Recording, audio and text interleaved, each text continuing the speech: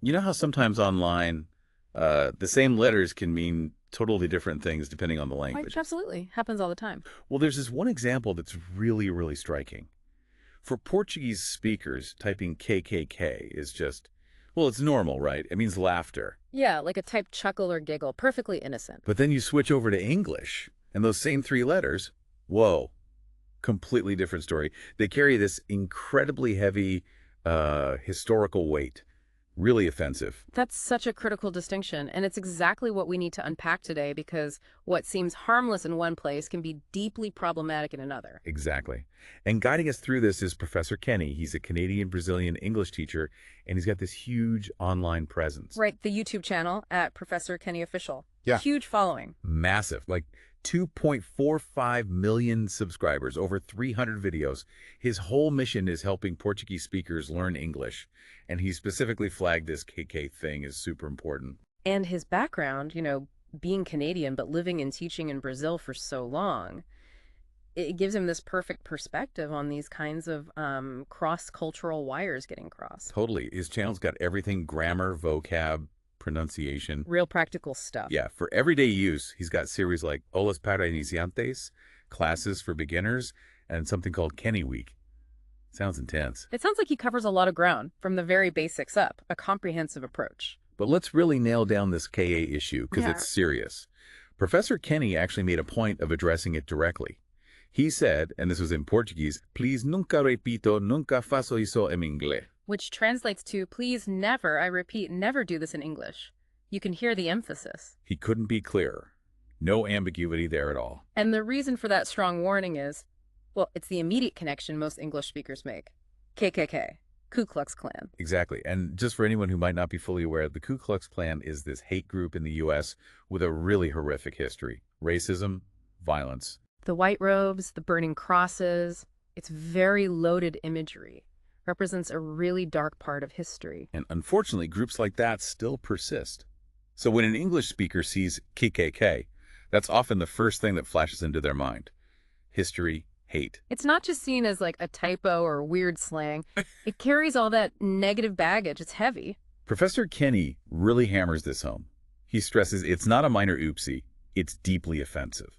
He even gives this stark warning.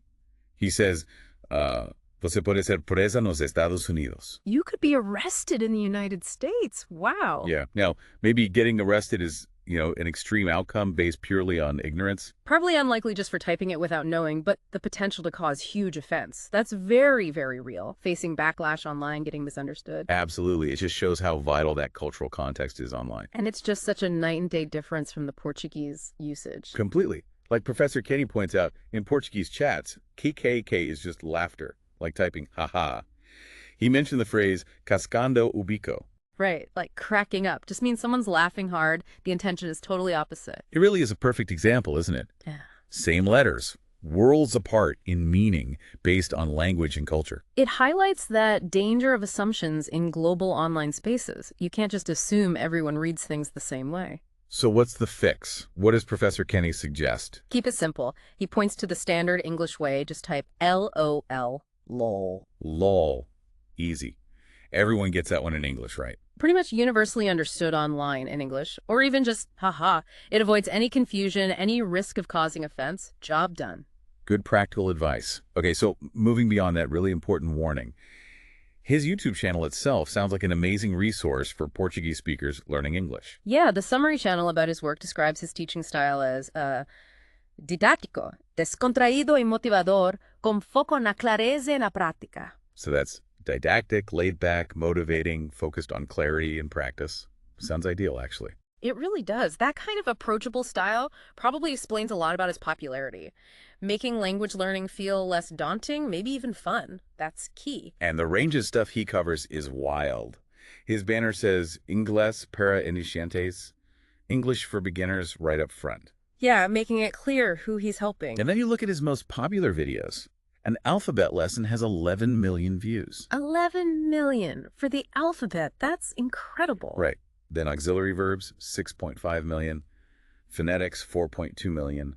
Negation, 3.1. demonstratives, 2.2 million. I mean, the numbers are huge. It just shows you the demand, doesn't it? And that he's hitting the right notes, covering those fundamental building blocks that learners really need. People clearly find it effective. He also gets into a really useful everyday vocabulary, like cooking terms, adjectives, measurements, even medical vocabulary. Oh, that's super practical, stuff you actually need. Yeah, and tricky bits too, like silent letters or all the ways you can use the verb take. It seems really thorough. That focus on useful, applicable language is just so important. It's not just abstract rules. It's about being able to actually use the language. He also has this series, Explorando a Lingua Inglesa, exploring the English language. Sound like shorter videos. Quick insights, maybe, vocabulary, expressions. Yeah, like little bite-sized lessons, good for reinforcing things or learning something new quickly. That format works really well for a lot of people. It fits into a busy schedule, you know? Learn something on the go. And what's also really clear is his focus on beginners. He explicitly says he wants his content to be accessible for people just starting out. That's smart. Building that foundation and making beginners feel supported from the start. Yeah. That probably builds a really loyal community. Yeah. Takes away some of the intimidation factor. Yeah, Professor Kenny himself, his own story is pretty interesting. Born in Canada, moved to Brazil young. Right, then back to Canada for a bit. Yeah, and apparently served in the peace forces during that time. Wow, okay. That's a detail. Suggests a real commitment to, like, communication and understanding. Then he came back to Brazil in '94, teaching English and French. So he's got this deep, long-term connection. That whole international background must give him such insight into the learning process, especially for Portuguese speakers tackling English. And then there's this whole other chapter. He was involved in Brazilian politics. Really? How so? Served as a city councilor in Santos, and then later a state representative in São Paulo. No kidding. City councilor, state representative. That's quite a detour from language teaching. Definitely. Probably honed his public speaking and communication skills quite a bit, I imagine. You'd think so. Connecting with a large audience, explaining things clearly, skills that would definitely translate well to online teaching. But then, according to that summary channel, in 2023, he decided to step back from politics. Oh, really? To focus entirely on the teaching? Yeah, dedicate himself fully to his online education work. It's a pretty big commitment. Shows where his passion lies now. Absolutely. Pouring all that energy into his channel and his students. You can see why it's been so successful. And just to reiterate the scale, that channel again is at Professor Kenny Official. Millions of subscribers, hundreds of videos. It's a seriously impressive resource. The numbers really speak for themselves. He's built something incredibly valuable for a huge number of learners, a trusted source. And he even provides links for, like, extra resources and discounts. Looks like Kurt.Linkit Super Disconto is one he mentions. There's more than just the videos. Right, creating a whole support system. It shows he's invested in his students' progress beyond just the YouTube content, making further learning accessible too. So wrapping this up, the absolute key thing to take away from this deep dive is crystal clear. Que means laughter in Portuguese online chat. Totally normal, But in English, it's immediately linked to the Ku Klux Klan. It's offensive, carries a ton of negative history, and should absolutely be avoided. it's just such a stark reminder, isn't it, how these tiny character strings can hold massive cultural and historical weight. A huge difference. It really is, and understanding these nuances is just, well, it's essential for communicating respectfully and effectively online today, especially in our globalized world. Avoids causing unintended offense. It definitely makes you think. Makes you wonder, what other little abbreviations or online habits that seem totally fine to us might land completely differently in another language or culture?